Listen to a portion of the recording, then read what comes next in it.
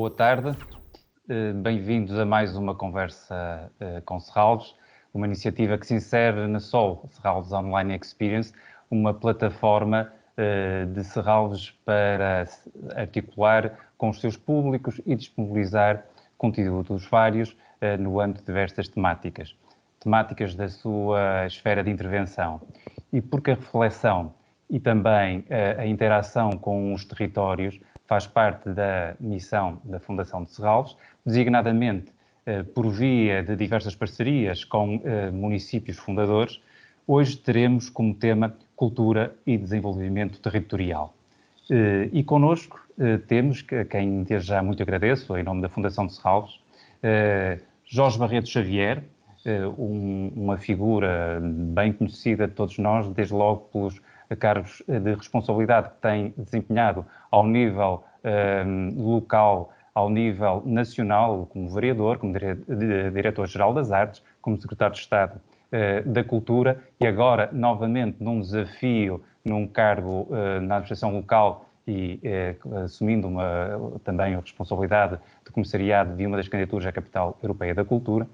Carlos Martins, também ele foi autarca, consultor na área do planeamento cultural e territorial e que bem recordamos pelas responsabilidades que assumiu na Capital Europeia da Cultura em Guimarães, 2012, e a moderar Manuel Gama. Manuel Gama, investigador, coordenador do Observatório de Políticas de Comunicação e que tem uma particularidade, o facto da sua tese de doutoramento se ter designado um olhar transversal pela janela ecrã de Serralves.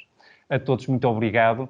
E então pedimos que nos deixem as vossas reflexões sobre esta temática sempre atual. Muito obrigado. Obrigado, Rui Costa. Um cumprimento especial ao Jorge Barreto Xavier e ao Carlos Martins, duas personalidades incontornáveis quando falamos em políticas culturais e ação cultural. Desde há muitos anos têm desenvolvido trabalho em múltiplas áreas, em múltiplos organismos. O que nos traz cá hoje é cultura e desenvolvimento territorial e na apresentação que a Fundação de Serralves fez para esta sessão, colocava duas questões em cima da mesa e é a partir dessa primeira questão que eu vou pedir ao Jorge Barreto Xavier para fazer a sua primeira intervenção, ou seja, como é que a partir da sua experiência, da sua larga experiência e do trabalho que está a desenvolver agora, como é que ele acha que a cultura tem sido considerada ou desconsiderada nas políticas culturais europeias, nacionais, regionais, à escala local. Jorge Barreto Xavier, então, como é que as políticas culturais, como é que a cultura tem sido vista no território? Olá, boa tarde a todos e a todas que nos estão a ouvir e a ver. Agradecer ao Rui Costa e à Fundação Serralves o convite para estar aqui convosco hoje, cumprimentar o Carlos Martins, colega orador, e o Manuel Gama por esta presença, e procurar, Manuel, responder à questão colocada. É uma questão demasiadamente vasta e obviamente, isso torna difícil a resposta. Portanto, de facto, aquilo que se poderá dizer, portanto, vou procurar restringir a resposta primeiro a um quadro específico, portanto, a um quadro temporal específico. Falemos dos últimos 10 anos, porque essa pergunta podemos aplicá-la quando? Nos últimos 20, nos últimos 50, nos últimos 100 anos? Estamos a falar do território europeu, do globo todo, enfim.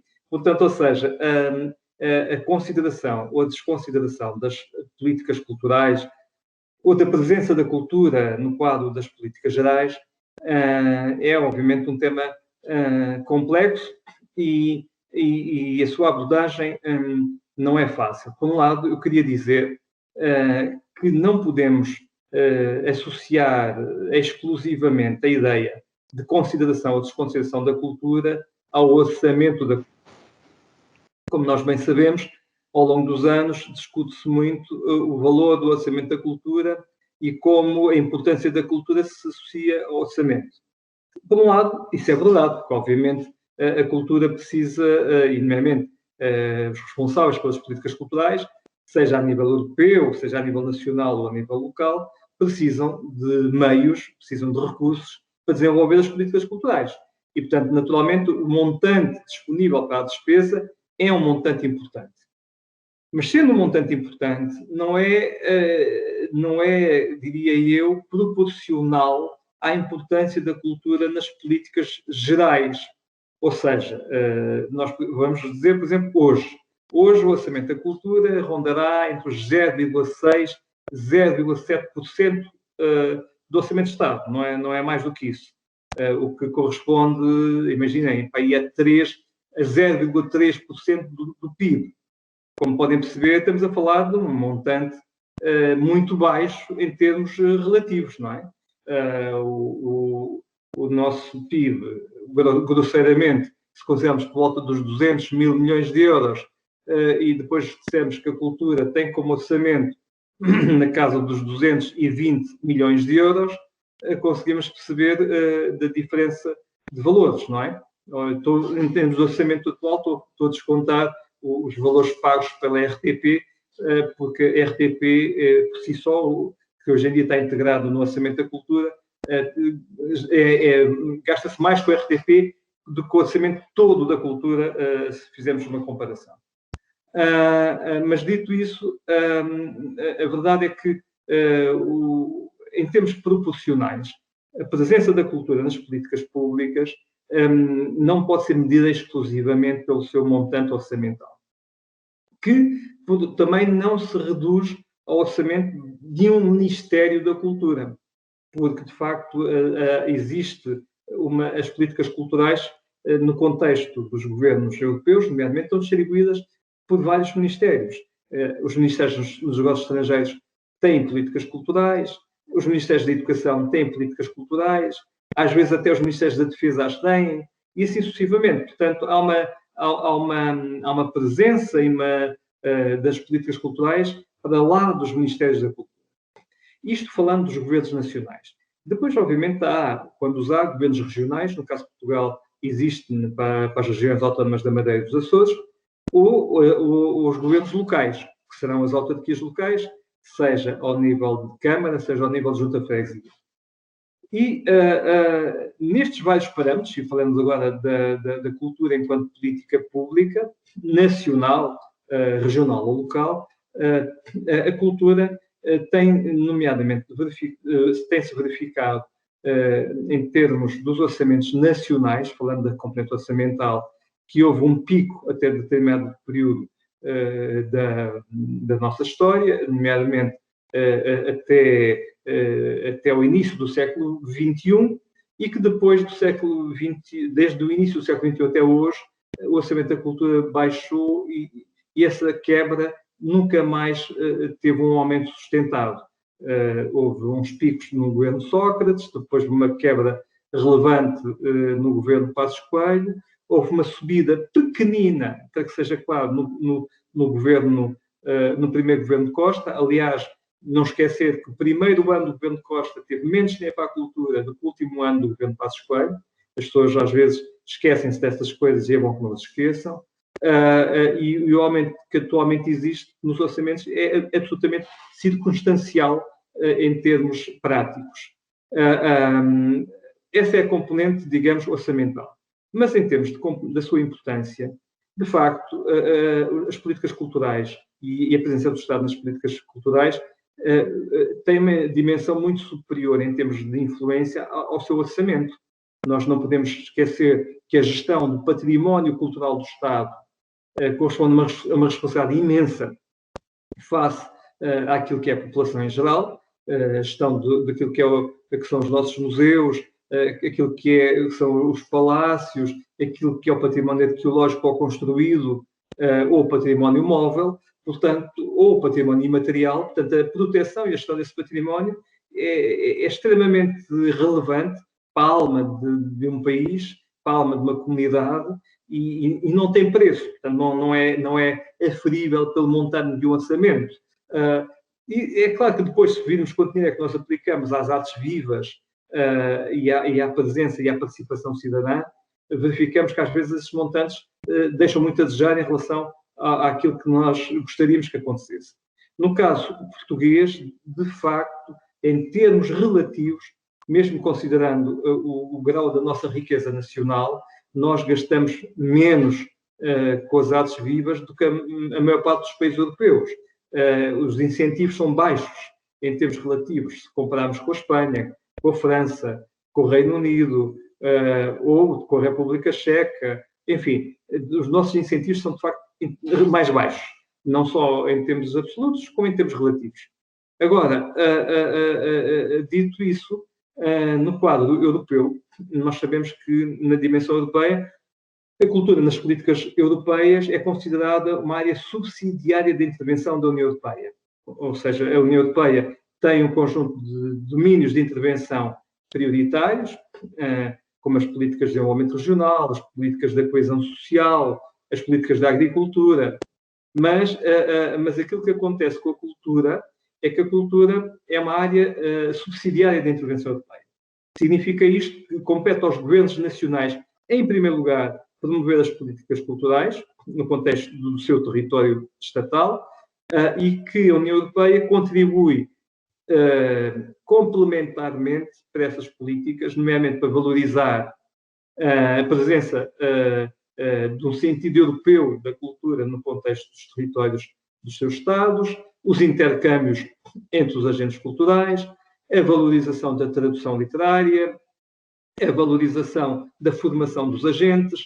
Portanto, há objetivos específicos que são complementares às políticas nacionais que a União Europeia promove. O montante envolvido nas políticas europeias para a área da cultura também é muito pequenino em termos daquilo que são os montantes gerais do orçamento da União Europeia. Mas, dito isso, nós não podemos assimilar, mais uma vez, a importância das coisas aos orçamentos. Portanto, eu diria que não é pela via orçamental que poderia ser mais relevante que há desconsideração da cultura. Na minha perspectiva, sim, há alguma desconsideração da cultura por via orçamental e há valorização a fazer, mas mais do que isso, eu creio que a desconsideração da cultura, que existe de alguma forma, é pela não percepção da importância da cultura no contexto europeu, nacional, nomeadamente. Eu diria que no contexto local, curiosamente, aquilo que nós assistimos em Portugal desde o início do século XX é um aumento sucessivo dos orçamentos da área da cultura. Os municípios perceberam e investiram de uma maneira consistente em cultura nos últimos 20 anos. Houve uma quebra efetiva durante a intervenção em Portugal da Troika. Os municípios procuraram, digamos, recuperar isso logo a seguir. E agora, com esta crise pandémica que estamos a viver, vivemos uma crise ainda pior do que aquela que era do tempo da Troika, em que há quase uma paralisia do sistema cultural atendendo à situação pandémica, e se depois quiser podemos falar nisso com mais pormenor. Mas especificamente, os municípios, ao contrário do que acontece com os governos nacionais, no caso português, ou com a situação europeia, consistentemente os municípios portugueses nos últimos 20 anos tiveram um aumento, não só do orçamento, como um aumento do seu trabalho nas políticas culturais. Aliás, não deixa de ser curioso que este ano em concreto haja 10 municípios portugueses a concorrer para serem capital europeia da cultura, desde os Açores à Madeira, a território nacional de norte a sul do país, do território continental. Portanto, aquilo que se percebe é que a cultura é extremamente valorizada a nível local. E, portanto, quando nós falamos da consideração ou desconsideração da cultura, temos que perceber em que patamar é que estamos a falar e no modo como isso é observado. E aquilo que também temos que perceber é que a consideração e a desconsideração não pode ser vista só do lado das autoridades públicas. Tem que ser vista do lado das empresas e do lado da sociedade civil. Não é? Portanto, porque nós às vezes reduzimos a consideração e a desconsideração ao facto de haver mais ou mais presença pública. E isso é uma questão que para mim é muito grave, porque normalmente revela o estado de paternalismo com o qual nós ainda vivemos na democracia portuguesa, em que o Estado é a presença predominante, em que a sociedade civil e as empresas são meramente subsidiárias da intervenção. Isto não acontece nos países mais desenvolvidos da União Europeia. Na União Europeia não é assim que as coisas se passam. Basta ver o que se passa na Alemanha, no Reino Unido, na França, na Itália, na Europa do Norte, em que tanto a sociedade civil como as empresas têm uma presença cultural extremamente forte. E, portanto, se nós quisermos, de facto, que haja maior consideração, também tem que haver uma maior presença. Isto significa não só fundações empresariais, significa não só mais incentivos fiscais do Estado aos agentes empresariais e da sociedade civil no investimento da cultura ou nas matérias associadas, significa também que tem que haver um incentivo à maior dinâmica associativa na área da cultura. Por exemplo, no caso alemão, os chamados Kunstvereine, centros culturais de bairro, que são muitas vezes desenvolvidos por iniciativa cidadã, as pessoas juntam-se porque querem cultura para o seu bairro, juntam-se e contribuem até financeiramente e com o seu trabalho voluntário para que as coisas aconteçam.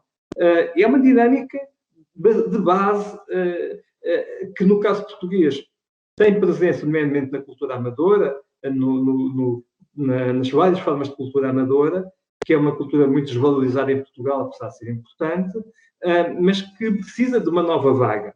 E, portanto, eu diria que a consideração e desconsideração não pode deixar de tomar em conta, para além do Estado, as empresas e a sociedade civil. E que há muito trabalho a fazer no contexto nacional a esse nível, percebendo que a cultura é hoje um elemento extremamente importante de agregação comunitária, num momento em que vivemos a fragmentação da ideia de comunidade face aos extremismos de esquerda e de direita, face aos radicalismos religiosos, dinâmicas que têm levado à fragmentação social, à tribalização das vidas das comunidades, e que nós temos que realmente conseguir ultrapassar, e a cultura pode ser um grande cimento para que isso aconteça.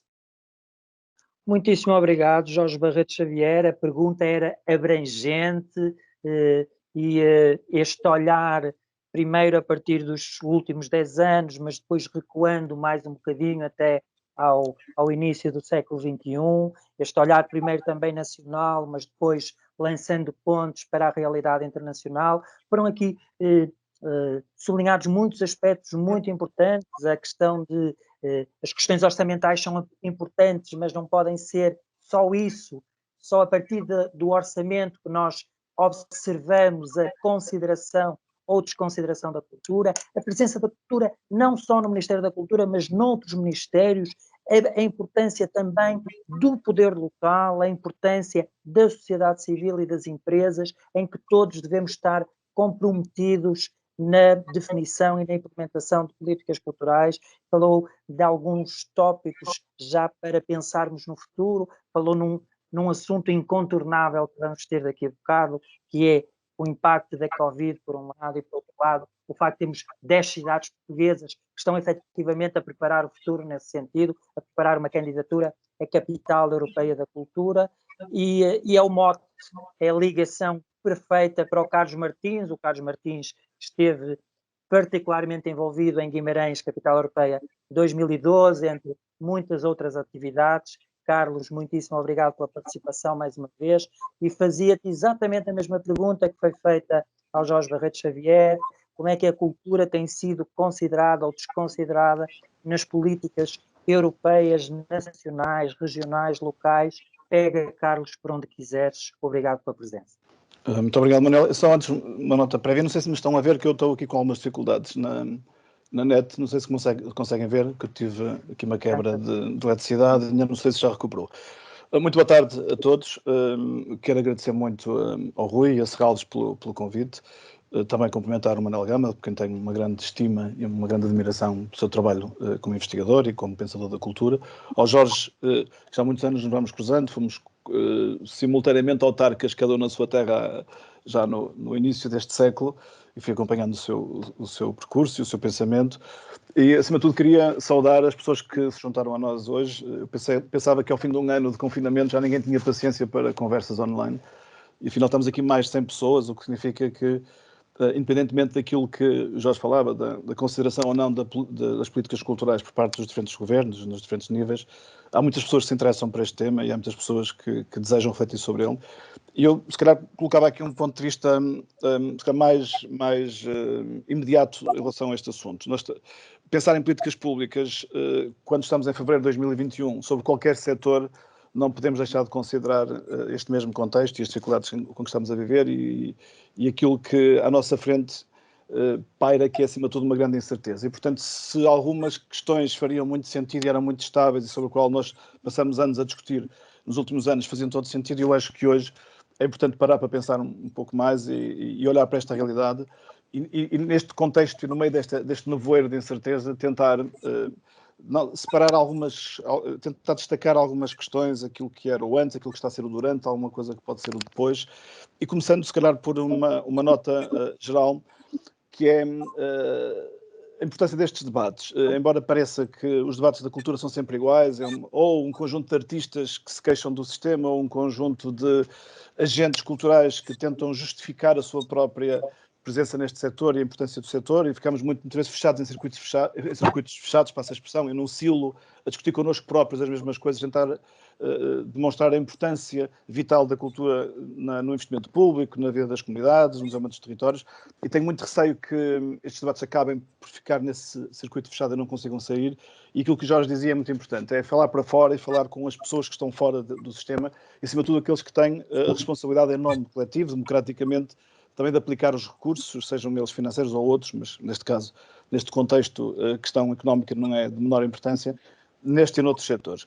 E nesse sentido, vamos ter mesmo que falar sobre a Covid, não sobre a Covid doença ou sobre a Covid, os processos sanitários, mas o que é que isso tem a ver com este assunto que estamos aqui a falar. E como dizia, há um antes, um durante e depois. A cultura, os problemas da cultura não começaram agora, nem vão terminar depois de resolver o problema sanitário da Covid, mas é importante começarmos por dizer que a cultura, enquanto setor, é complexo, é múltiplo, é compósito e é muito difícil nós falarmos de cultura assim de forma abstrata e genérica. A cultura é criação e é património, é educação artística, é produção e é consumo, é público e é privado, como dizia o Jorge muito bem, é atividade profissional e é atividade não profissional, como também referiu, é o analógico e o digital, é o local, é o nacional, é o internacional, são os museus e os livros, mas também é o design e a arquitetura, também são os jogos de computador ou as séries da Netflix. E, portanto, são coisas muito diferentes.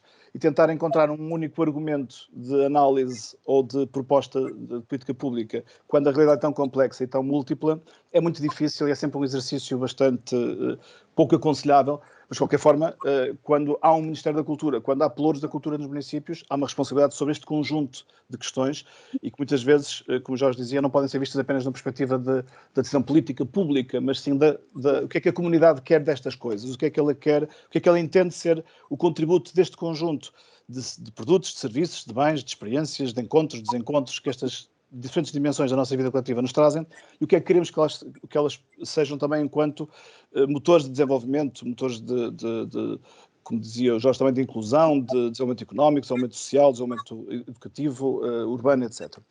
E é, portanto, é neste complexo que aparecem os criadores e os artistas como o seu elemento central. Mas eles próprios também são múltiplos, também são muito diversos. Há os independentes, há as entidades coletivas, há as entidades sem fins lucrativos, há as fundações, há as escolas, mas também há aqueles que se organizaram enquanto empresas, a maior parte deles em microempresas, de muita pouca sustentabilidade em muitos casos, mas também há as grandes empresas que trabalham no setor cultural e criativo, há os equipamentos públicos, há os equipamentos privados, ao Estado, aos municípios, aos mecenas, às marcas comerciais que também se intervêm neste processo. E, portanto, mais uma vez, não só os setores são múltiplos, como os agentes são muito diferentes uns dos outros e têm necessidades muito particulares. E uma política pública tem que identificar estas camadas e tem que ter respostas específicas para cada uma delas, na minha opinião. Por outro lado, a cultura não é apenas a criação e o consumo, é toda uma cadeia de valor à sua volta.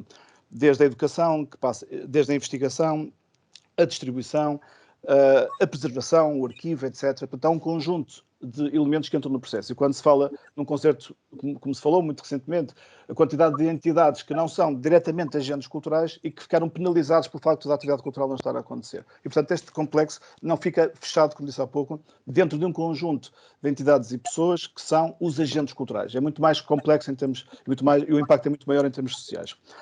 A questão é que este complexo, que chamamos cultura, é muito frágil em Portugal. E temos que partir deste pressuposto, o Jorge já o dizia há pouco. É muito frágil, é muito pouco presente na vida individual da maior parte dos portugueses e também é muito pouco presente na vida coletiva das comunidades. Embora os que aqui estamos possam não pensar assim, mas vamos analisar práticas culturais, vamos analisar consumos culturais, vamos analisar aquilo que são as participações culturais dos portugueses e vemos que à escala europeia estão muito abaixo da média, estão em níveis muitas vezes insignificantes. E, portanto, o que acontece é que este setor, sendo tão frágil, faz com que grande parte dos seus agentes todos os dias lutem pela sua sustentabilidade, por existir no dia seguinte, e da sustentabilidade muitos pela subsistência e da subsistência pela sobrevivência. E à mínima crise, e esta foi muito grande, estas questões vêm muito ao de cima e o setor fica agitado, fica tremido, muitas vezes fica insustentável e em muitos casos, muitos agentes já não fazem parte daquilo que chamamos de setor cultural. Já tiveram que sair, já tiveram que procurar outros caminhos na sua vida. Isso é uma perda gigante para uma sociedade, para um património coletivo que é esta função de produção e de valorização da cultura. Isto acontece não apenas porque houve confinamento, porque já atrás há uma grande fragilidade no sistema. Isso tem a ver, por um lado, com a falta de apoios públicos, mas também o facto das pessoas, como disse há pouco, desconsiderarem a prática cultural nas suas vidas, nas suas rotinas pessoais e coletivas. Não porque faltem artistas de qualidade, não porque faltem bons equipamentos no país, mas porque, de facto, este encontro entre oferta e procura tem uma mediação ainda por resolver. Mas também tem um modelo económico que, na minha opinião, é muito frágil e não gostava de desconsiderar a dimensão económica da cultural, porque é sempre um assunto muito tenso, há sempre quase uma contradição quando se fala de economia e cultura, mas vivemos hoje um problema económico grave, para além do problema sanitário, e as principais vítimas foram exatamente os agentes culturais. Vamos já ver até em números que é mesmo assim. E, portanto, é de facto também uma questão económica. A sustentabilidade das estruturas culturais, do ponto de vista económico, é muito débil, o que faz com que os modelos de gestão associados também não tenham sido capazes de reagir nem pelos sistemas de apoio, nem por mecanismos próprios. Começando então pela baixa participação cultural dos portugueses. Eu tinha aqui só uns dados que, se me permitem, eu passava só assim para podermos acompanhar com números alguma destas coisas que estou para aqui a dizer. A primeira questão é esta. Reparem, os portugueses não só participam pouco culturalmente do lado do consumo, mas também participam muito pouco do lado da participação ativa. Vão pouco a palco, não tocam instrumentos, não escrevem, não fotografam, não pintam. E vê-se isto quando se compara à escala europeia. Quando se pergunta aos portugueses qual é a prática cultural, prática artística que desenvolvem, o que eles dizem, em média, só 10% dos portugueses dizem que têm algum tipo de prática artística, quando, por exemplo, na Finlândia são mais de 60%, ou são 60% das pessoas que a têm, e em muitos casos, mais do que quase todos os dias da semana. Isto diz muito sobre o que é a vida cultural de um país e de uma comunidade. E quando perguntamos mesmo assim aos portugueses, então, em termos de consumos culturais, quais são os consumos que têm? A maior parte do consumo cultural dos portugueses é ver televisão ou ir ao cinema. Muito menos ir a um concerto, ir a uma biblioteca pública, ir ao teatro, ir a um espetáculo de dança, ir a visitar um recurso patrimonial. E vamos ver, em cada um destes critérios estamos muito abaixo da média europeia. E quando falamos qual é o investimento que os portugueses fazem na cultura, aí estamos ligeiramente acima da Bulgária, de Chipre, da Roménia, mas continuamos na cauda da Europa. Não só porque somos um país pobre, em que as pessoas têm outras necessidades em termos de aplicação dos seus rendimentos, como na prática não sentem a necessidade de investir mais em cultura. Porque quando se pergunta aos portugueses porque é que não participam mais culturalmente, o principal fator, a principal resposta é porque não têm o interesse. Mais do que porque não tenho acesso, em termos de deslocação, ou não tenho recursos económicos, a primeira resposta é porque não tenho interesse. E, portanto, temos aqui um problema de fundo estrutural que existia em 2015, em 16, em 17, em 18, em 19, muito antes da Covid. E temos então a questão do Orçamento de Estado, que o Jorge falava há pouco. Por exemplo, em 2021, os 20 organismos do setor da cultura que recebem financiamento do Orçamento de Estado, no total recebem 313 milhões de euros, que é 0,21% da despesa total considerada da Administração Central. O orçamento do Ministério da Cultura é maior porque grande parte, como disse o Jorge Margarida Xavier, vai para a televisão e vai para este tipo de apoios, não diretamente à função cultural que o Estado se assume desenvolver neste conjunto de organismos, nestes 20 organismos, desde as artes visuais, à fotografia, ao cinema, etc. Quando comparamos à escala europeia, estamos exatamente no mesmo ponto, no fim da cauda. Só a Grécia investe em cultura menos que Portugal em termos de percentagem do orçamento de Estado. Ora, como dizia Jorge também, o Estado não se resume ao Estado Central. As autarquias têm aqui um papel importante e têm vindo, pelo menos desde 2014, a aumentar esse investimento em cultura. E há, de facto, uma recuperação desse investimento muito recentemente, o que faz com que hoje os municípios investam 519 milhões de euros, ou em 2019, com as estatísticas que temos da cultura em Portugal, investiram em 2019 de 519 milhões de euros, distribuídos entre património, artes de espetáculo, atividades multidisciplinares, e menos na artes visuais, audiovisual, multimédia, livros, publicações, arquitetura ou outras áreas de consumo cultural. Em geral, os municípios investem, como disse, muito mais que o Estado Central e percentualmente também muito mais, também tem menos funções constitucionais do que o Estado Central, mas no total cerca de 6% do orçamento público em cultura, o orçamento público municipal. À escala europeia, dizer também que houve um crescimento nos últimos anos da função cultural, nomeadamente do impacto económico das atividades culturais, 17% entre 2013 e 2019, distribuído de forma desigual entre os diferentes setores. As artes visuais foi o conjunto de setores, as galerias de arte, mas acima de tudo o próprio mercado da arte é o maior setor cultural em termos de, o setor criativo e cultural em termos de impacto económico, e depois a música, audiovisual, artes performativas e por aí fora, sendo que há um crescimento ainda que grande e que rápido, mas ainda não tem um peso no setor cultural, nomeadamente dos novos mídia, nomeadamente os jogos, a indústria dos jogos eletrónicos. Este é um panorama muito geral sobre o que os números nos podem dizer sobre a atividade cultural e criativa, mas mais do que isso importa dizer que, na minha opinião, há um conjunto de outros fatores que não têm a ver com números e não têm a ver com orçamento e que têm causado aquilo que nós somos em termos culturais. O setor cultural não tem estruturas de representação. E quando falamos em políticas públicas, e hoje estamos a falar de políticas públicas, há sempre um problema, que quem é que discute com o Ministro da Cultura ou com os diferentes agentes que decidem o investimento em cultura, quem é que discute com estas entidades, com os nossos representantes políticos? Noutros setores sabemos muito bem. Nós vemos na televisão os representantes dos diferentes setores a reunir com os ministérios. Na cultura não vemos, porque não existe essa estrutura de representação. O setor está muito fragmentado, porque ele próprio é muito fragmentado por natureza, pela sua própria característica, mas também não se organiza no sentido diferente. Isto é um problema político que nós vivemos enquanto comunidade e que não está resolvido, não foi agora que se resolveu, pelo contrário, penso que até o conjunto de entidades que foram criadas como resposta até setorial à Covid ainda fragmentou mais esta capacidade de representação coletiva. Depois temos um setor em que as relações laborais são muito instáveis, são muito precárias e que a rede de proteção social, que poderia de alguma forma compensar essa precariedade, também não existe. E, portanto, é um setor em que a expectativa de atividade profissional é muito limitada no tempo e depende muito dos ciclos de apoios que existem para um projeto ou para outro e não existe uma estabilidade na função profissional, o que também, obviamente, fragiliza os próprios processos criativos e aquilo que é a consequência desse trabalho a nível da comunidade. Por outro lado, ela ainda é um setor, e em Portugal mais do que no resto da Europa, com baixos índices de digitalização. O que significa que quando há um impacto como este de confinamento e da Covid, e quando nos obrigamos à distância social, a digitalização de facto não foi uma solução para o setor, ou foi em muito poucos casos, só agora começa a haver alguma recuperação, e mesmo assim, de longe, de alguma forma substituído, porque não era essa a sua função, não substituiu, mas também não fez sequer recuperar minimamente aquilo que era a função perdida da dificuldade da presença física. Por outro lado, é verdade o que dizia o Jorge também, na minha opinião, a excessiva dependência de financiamento público. Os agentes culturais em Portugal dependem esmagadoramente do financiamento público, o que lhes retira independência, muitas vezes também, quando discutem exatamente com as entidades públicas, o que faz com que também essa falta de independência e essa falta de capacidade de investimento também implica muitas vezes a dificuldade de aceder a outros programas, a outras redes, às cooperações internacionais, etc., ficam muito dependentes desse suporte local, desse suporte público.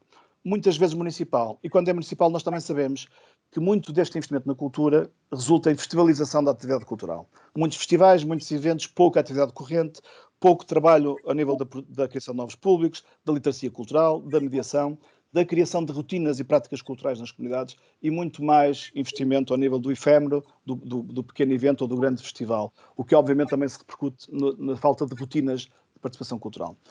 Mesmo assim, neste cenário, houve um conjunto de territórios que souberam fazer a diferença, que souberam ser consistentes e duradouros nas políticas que foram desenvolvendo e que de alguma forma conseguiram criar no seu território um sistema cultural equilibrado, sustentável, com agentes públicos e privados, com agentes profissionais e amadores, que de alguma forma conseguiram, à escala nacional, garantir que houvesse fruição cultural distribuída pelo território. E vemos hoje, de facto, 10 cidades portuguesas a quererem ser candidatas quererem ser capital europeia da cultura, distribuídas por todo o território, e sobre todas elas temos a consciência que têm condições, têm escala, têm competência para o fazer. No entanto, raramente as cidades discutem com o governo neste tipo de questões. Já fui vereador, o Jorge também, nunca fomos chamados pelo Estado para nada. Ainda nesta crise da pandemia, ouvimos muitos vereadores da cultura dizerem que nunca foram chamados pelo governo para discutir estes assuntos.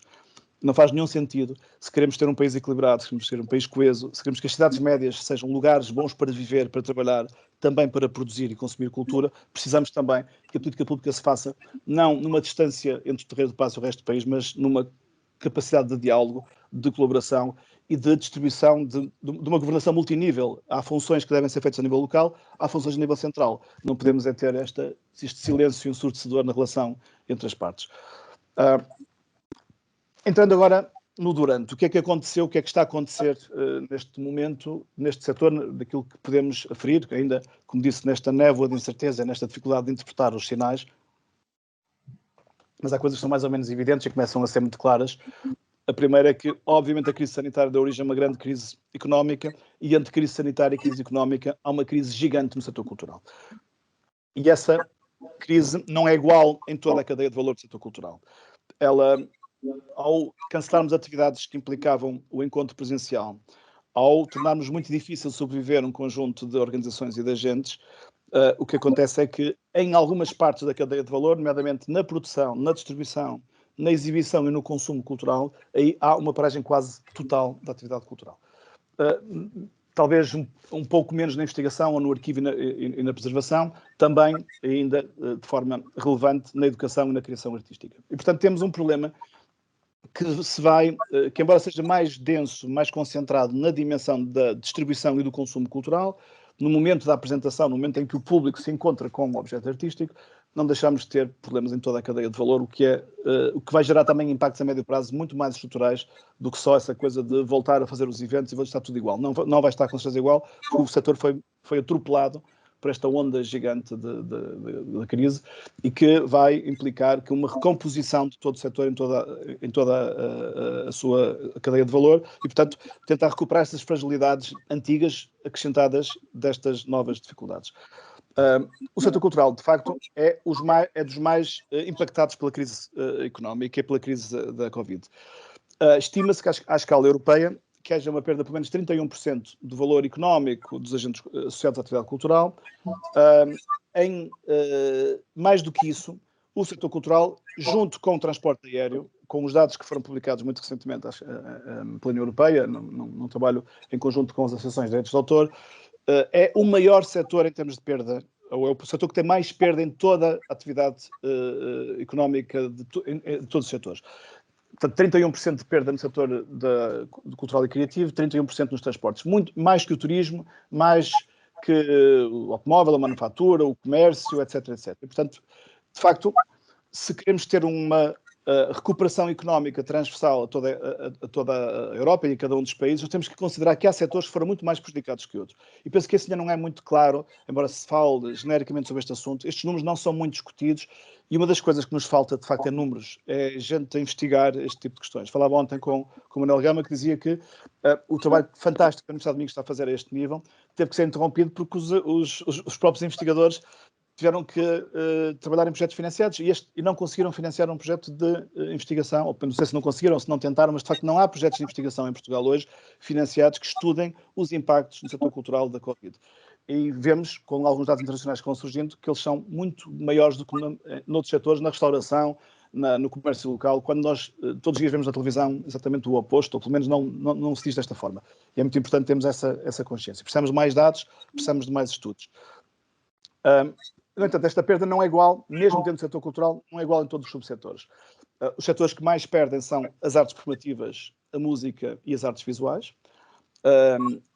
E obviamente a razão é clara, tem a ver com essa dificuldade, a necessidade do afastamento social e a impossibilidade do encontro físico, mas todos os setores em geral perderam. O único subsetor que cresceu foi os videogames e mesmo assim não cresceu à escala que se pensava que podia crescer, porque há uma dificuldade de mobilidade dos próprios trabalhadores que não conseguem hoje deslocar-se, e há muitas empresas de videogames que não conseguem recrutar, porque de facto não conseguem fazer com que as pessoas se desloquem para as cidades onde eles estão a trabalhar, e mesmo assim foi o único setor que cresceu de todo o setor cultural criativo, e vemos taxas de perdas em termos de valor económico, dos 90%, por exemplo, nas artes performativas, ou 76% na música, o que é de facto gigante, avassalador. Nunca na nossa história coletiva nós vivemos presenciamos algum setor que tenha tido uma quebra tão grande em tão pouco tempo, nomeadamente nos setores culturais.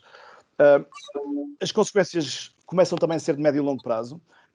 Perderam-se já em 2020 35% de direitos de autor que não foram cobrados exatamente devido às questões da pandemia. 1 em cada 8 museus à escala internacional dizem que provavelmente nunca mais vão abrir. E, portanto, não é só, como disse, uma questão conjuntural, estamos a falar de, eventualmente, em algumas dimensões, perdas irrecuperáveis e transformações estruturais do setor cultural.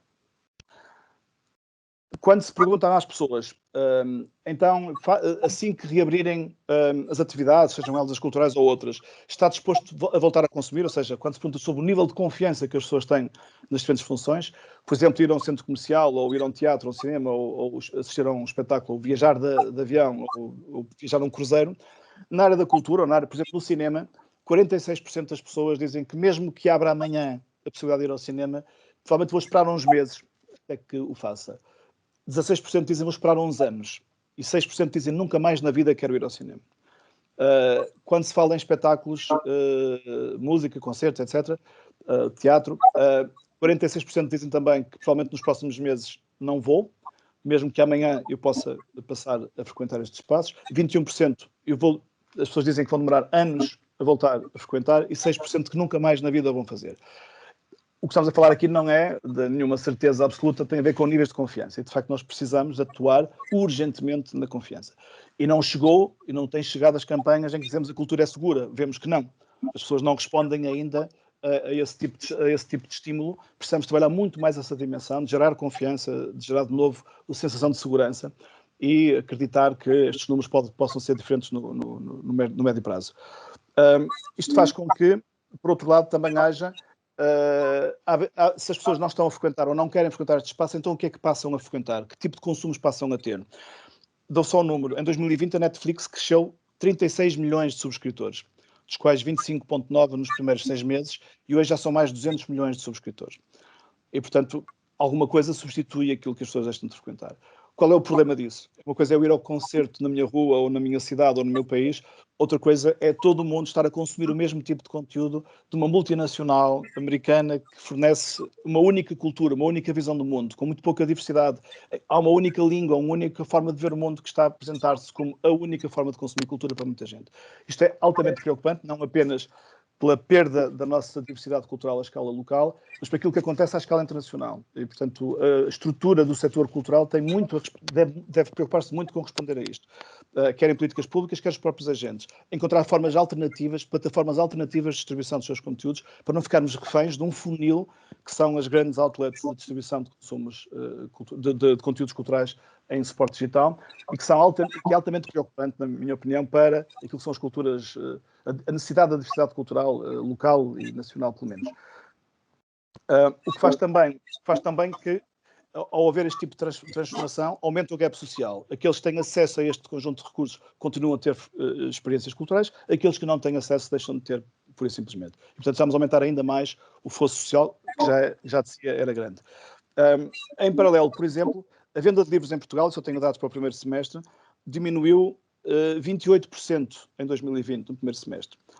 Não foi assim igual no mundo todo. A Itália diminuiu 10%, o Brasil 12%, a Holanda, por exemplo, cresceu 4%. E acho muito estranho que se continue a impedir que as pessoas comprem livros em confinamento, só que faz com que estes números ainda venham a piorar, provavelmente agora no início de 2021.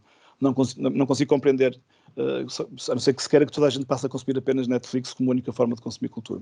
Por outro lado, também temos consciência que muito daquilo que foi a resposta do setor artístico português ao nível da produção em contexto digital foi muito frágil, de pouca qualidade, muitas vezes por simplesmente oferecido o conteúdo, sem nenhuma preocupação de trazer algum retorno económico, mas também há experiências muito positivas, quer em Portugal, quer internacionalmente. Eu relembro, por exemplo, o concerto que o Nick Cave fez no Alexandra Palace, que se transformou em disco, que se transformou depois em filme, que passou nas televisões, foi uma experiência paga por quem quis assistir em direto. Portanto, há fórmulas possíveis para isso. Temos todos ainda que descobrir quais são as melhores soluções, mas há boas práticas que vale a pena acompanhar. Perante isto tudo, qual tem sido a resposta dos governos?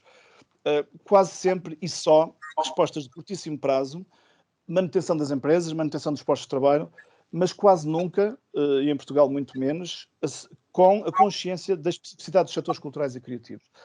Como disse há pouco, as relações laborais são diferentes, muitos dos negócios ou muitas atividades são informais, são pouco estruturadas, e os apoios que foram surgindo foram muito organizados para as PMEs, para as empresas, na perspectiva da manutenção de postos de trabalho, e poucas vezes conseguiram chegar ao setor cultural. Só quando este setor se impôs ou se levantou, começou a haver algum tipo de ajustamento, mesmo assim muito frágil e muito distante daquilo que são as necessidades, com pagamentos muito tardios e muito na lógica assistencialista. Penso eu que se perdeu muita oportunidade, e está-se a perder todos os dias uma grande oportunidade, que é pegar em parte desse investimento e fazer encomendas, encomendar novas criações. As pessoas não querem subsídios, querem trabalhar. E é possível continuar a trabalhar se houver um pensamento mais estruturado sobre o papel do Estado e da política pública neste setor. É possível também capacitar, trabalhar os modelos de gestão, trabalhar as questões da mediação, trabalhar as plataformas digitais, reforçar o papel das cidades médias, como falava há pouco. Há muita coisa que se pode fazer em contexto de pandemia. E não um mero assistencialismo ou uma política fugaz e desencontrada e inconsequente muitas vezes. E penso que perante isto, de facto, faltou também uma voz única do setor cultural que soubesse dialogar com o Estado e discutir a aplicação destes recursos. Carlos, eu queria só que caminhasses para o final. Para terminar mesmo, então, depois desta análise mais de curto prazo, o que é que me parece, então, poderem ser as políticas públicas que ainda têm que ser desenhadas e têm que ser geridas?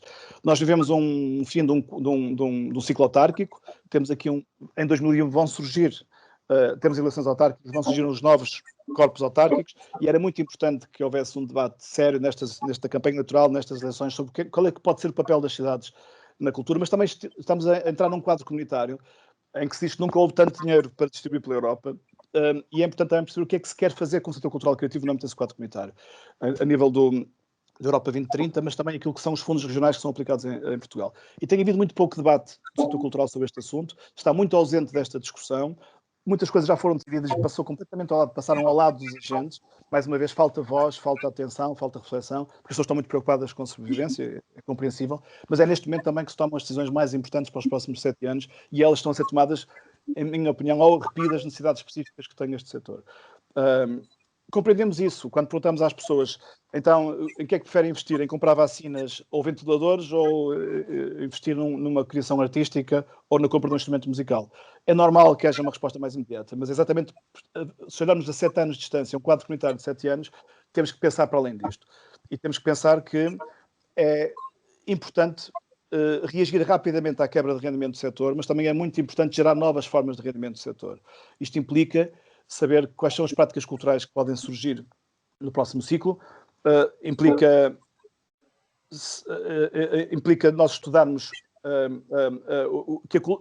a hipótese para que a cultura deixe apenas de ser um lugar de crise e seja ela própria um instrumento de combate à crise. E muito daquilo que tem sido o debate internacional, e há uma série de investigadores, há uma série de autores que têm falado sobre isto, é para que é que serve a cultura em contexto de crise e para que é que serve a cultura num contexto de combate à crise. E penso que a questão deve ser também esta, e é nestes momentos em que podemos também falar um pouco sobre isto. Desde logo, como dizia há pouco, é preciso monitorizar estas questões.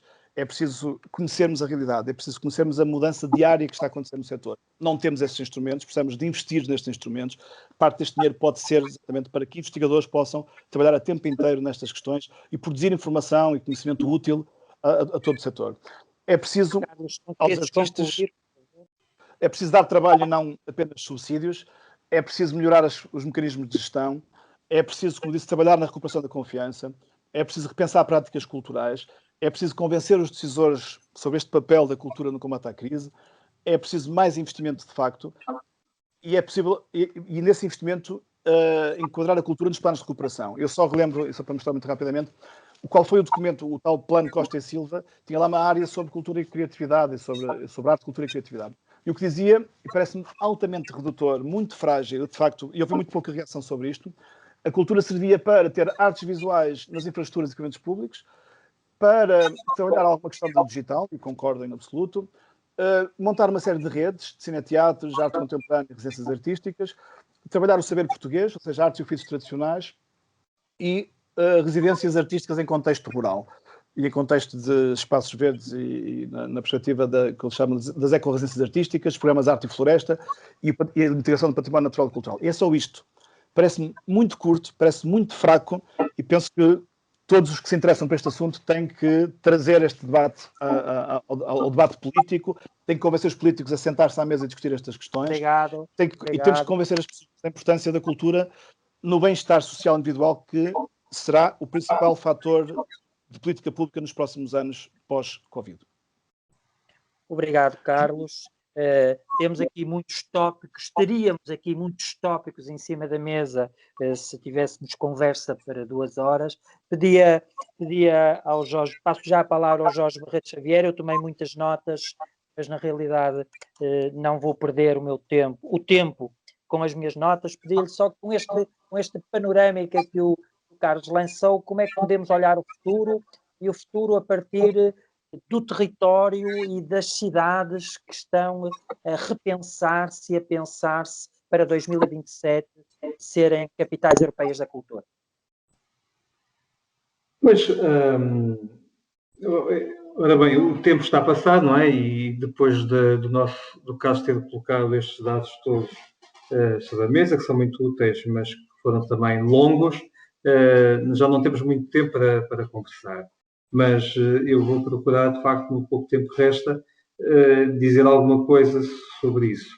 Em primeiro lugar, que de facto há uma questão estruturante que foi referida. Os portugueses têm uma motivação baixa para a mobilização face à cultura. E os agentes culturais, neste momento difícil que nos assola, vão ter razões relevantes de preocupação adicional. Porque realmente, sendo a área da cultura uma das áreas mais criticamente afetadas pela situação difícil que estamos a passar, porque obviamente a cultura por natureza implica relação, as dinâmicas culturais implicam o outro, implicam as perspectivas de possibilidade de acesso, nomeadamente em situações ao vivo, não exclusivamente, mas de uma forma muito fundamental. E esta quebra gravíssima de acesso, quando já havia um baixo nível de motivação da população para as questões da cultura, e em que há uma migração para os fenómenos do entertainment, nomeadamente das Netflix deste mundo, pode levar, de facto, nos próximos anos, a haver ainda uma maior redução do interesse face àquilo que é também a destruição de uma parte muito relevante do tecido cultural. Ora, isto é extremamente negativo para uma democracia. A democracia precisa de pluralidade, precisa de espírito crítico, precisa de pessoas esclarecidas, e a ausência sucessiva dessa possibilidade é muito grave. Em março do ano passado, portanto há quase um ano, eu tomei a iniciativa, precisamente no início da pandemia, porque é nessa altura que se tem a agir, não é correr atrás do prejuízo, como é habitual, infelizmente, no nosso país. É preciso pensar o que é que se vai fazer.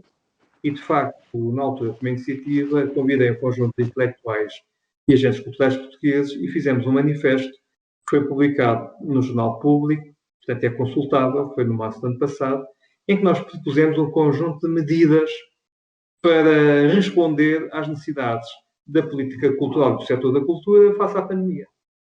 Eu quero dizer que, passado um ano, infelizmente, a nível nacional, pouco se viu, para além de umas poucas medidas assistencialistas de pequena dimensão, nada articuladas, nada sistémicas, face a um problema que é sistémico.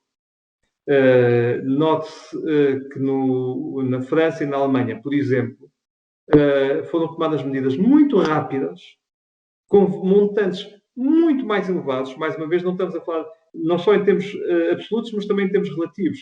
Obviamente que a França e a Alemanha são países mais ricos que Portugal, mas fizeram muito mais do que Portugal em termos da medida deles do que aquilo que nós fizemos neste período. Portugal, de facto, aliás, é fácil consultar essa estatística, está na cauda da Europa no investimento face às necessidades provocadas pelo Covid.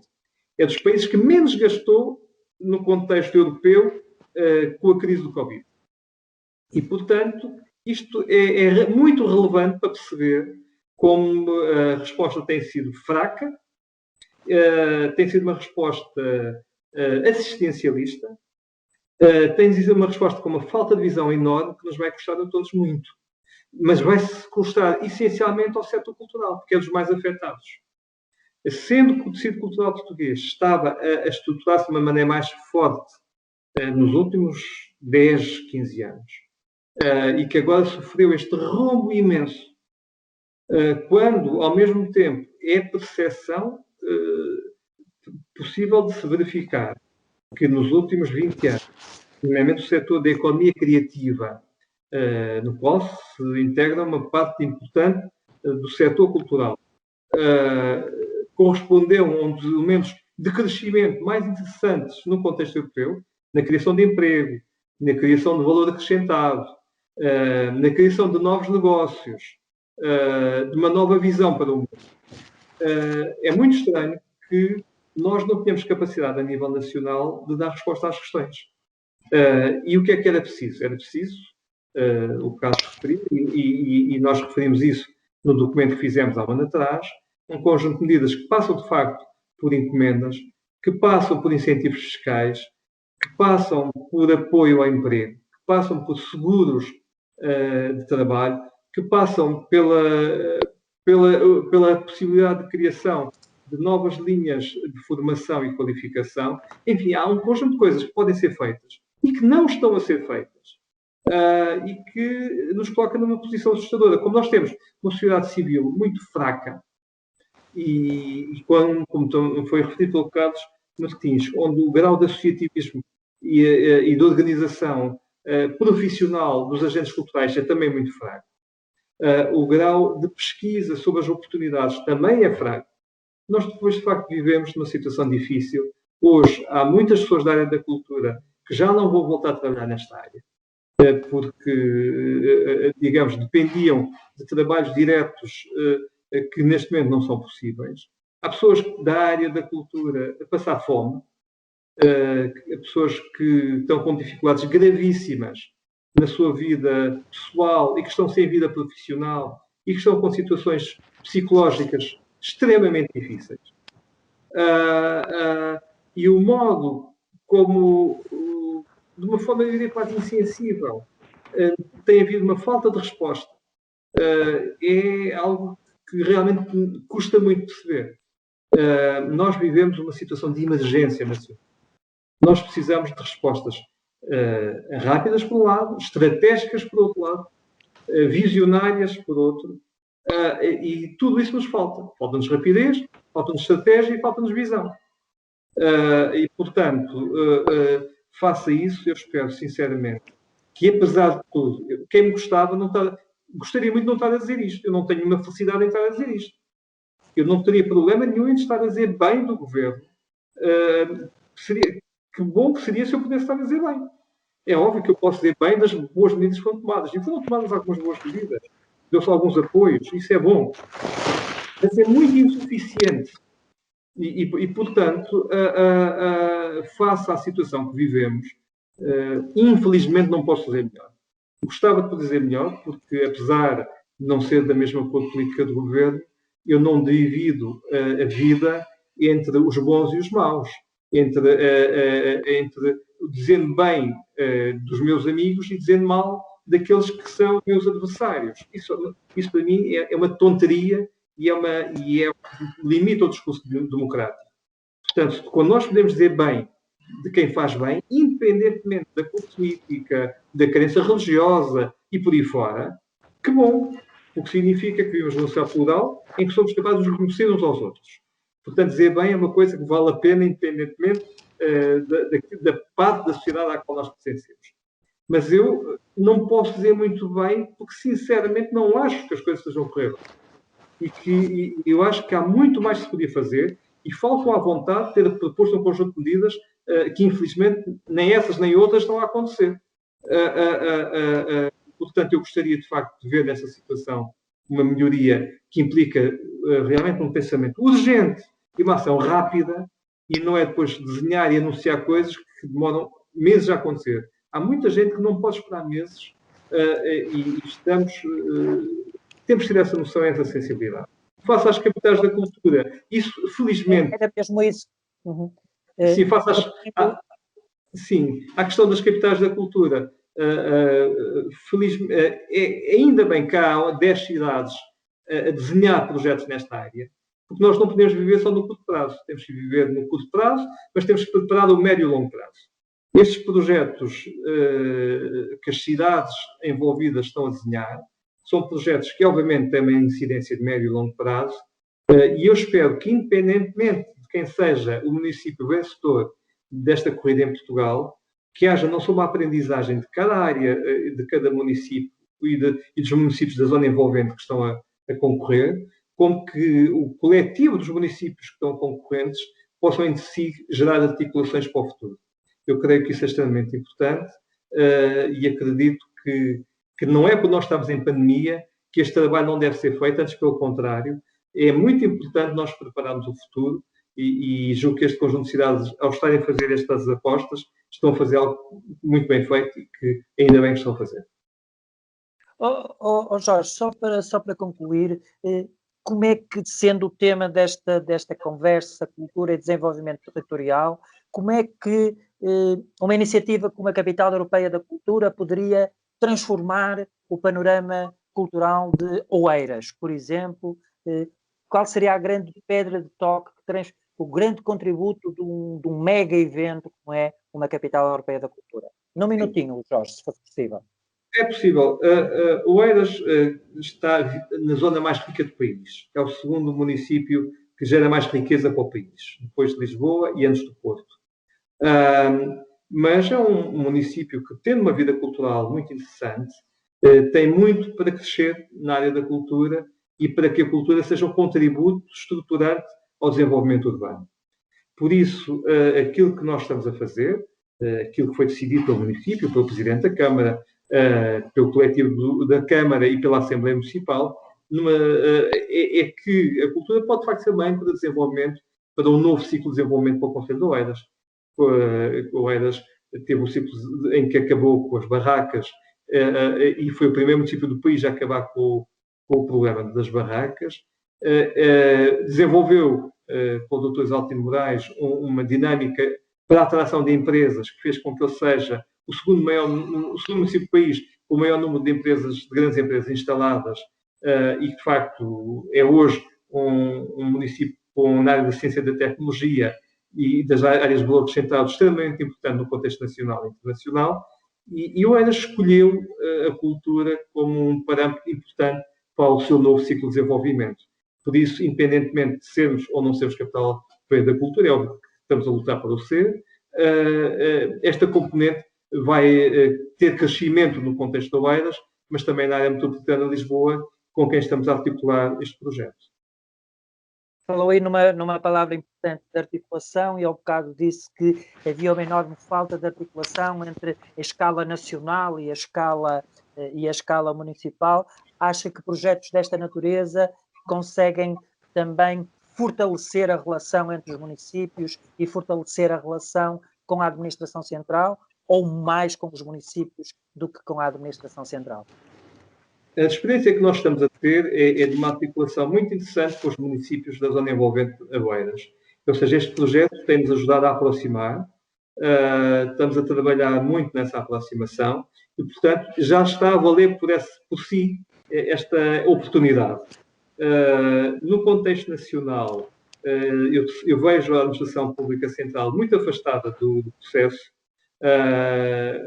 de uma atitude muito burocrática e distante. Eu gostava de os ver mais próximos do que estão do processo. Obrigado. Eu passava agora só a palavra muito rapidamente ao Carlos. Carlos, pedia o teu poder de síntese, que usasses todo agora, que não foi usado ao bocado. Carlos, tu partes de uma realidade que é, eu fiz a pergunta ao Jorge Barreto para um olhar para o futuro, a ti faço-te um olhar para o passado, mas também uma ponta no presente, ou seja, um olhar para Guimarães, como é que um projeto desta natureza transformou territorialmente, como é que Guimarães e a região foi transformada a partir da cultura, a partir da capital da cultura, e por outro lado um olhar para o presente, como é que este processo de pensar estrategicamente as cidades e a cultura pode ser importante per si, para além da candidatura em si. Pedia-te um poder de síntese, um minuto e meio, só para concluirmos. Manuel, já me disseste 10 vezes, isso eu estou muito envergonhado do tempo que tomei, peço desculpa.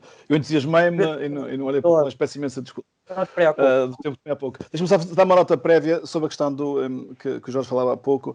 Eu há bocadinho referi aqui um dado que é o setor cultural, a escala europeia, tem exatamente o mesmo impacto que tem o da aviação.